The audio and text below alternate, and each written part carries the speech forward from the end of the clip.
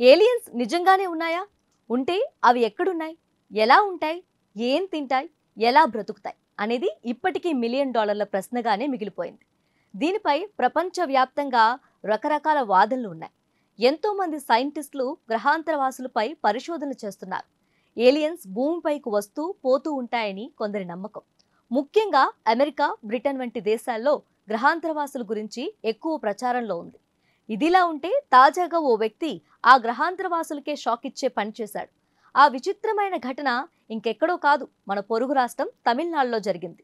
ఆ వివరాలను ఇప్పుడు చూద్దాం. మనకు తెలిసిన భక్తులు తమ ఇష్ట దైవాలకు గుడి కట్టి ఆరాధిస్తారు. లేదా అభిమానులు తమ ఫేవరెట్ హీరో హీరోయిన్ మీద ఉన్న అభిమానాన్ని చూపించుకునేందుకు వారికి గుడి కడుతూ ఉంటారు. ఇక ఈ మధ్య కాలంలో కుటుంబ సభ్యులను కోల్పోయిన వారు కూడా వారిని మరువలేక వారి విగ్రహాలను తయారు చేయించి ఇంట్లోనే ప్రతిష్ఠించుకుంటున్నారు. అయితే తమిళనాడుకు చెందిన లోక్నాథన్ మాత్రం అందరికంటే భిన్నం. ఈయన ఏకంగా ఏలియన్కి గుడి కట్టి నిత్యం ధూపదీప నైవేద్యాలతో పూజలు చేస్తున్నాడు.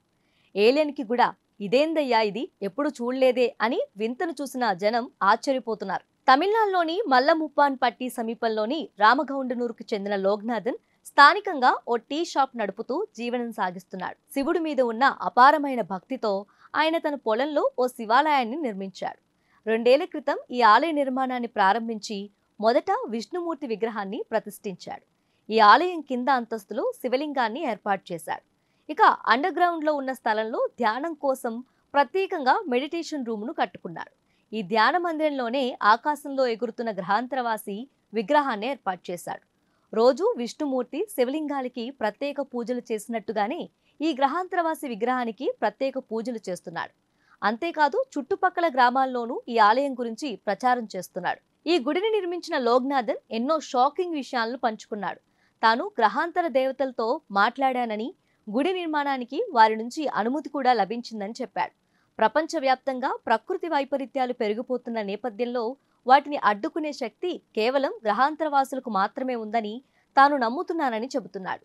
అంతేకాదు, శివుడు ప్రపంచాన్ని సృష్టించిన తర్వాత గ్రహాంతరవాసులు పుట్టారని, ఈ విషయాన్ని అగస్త్య మహర్షి గ్రంథాలలో రాశారని తెలిపాడు. అందుకే ఏలియన్ విగ్రహాన్ని ప్రతిష్ఠించి పూజిస్తున్నానని లోక్నాథన్ అమాయకంగా చెప్పుకొచ్చాడు. అతను చెప్పిన దాంట్లో నిజం ఉందో లేదో కానీ చుట్టుపక్కల గ్రామాల ప్రజలు మాత్రం ఆ గ్రహాంతరవాసి ఆలయాన్ని చూసేందుకు తరలివస్తున్నారు.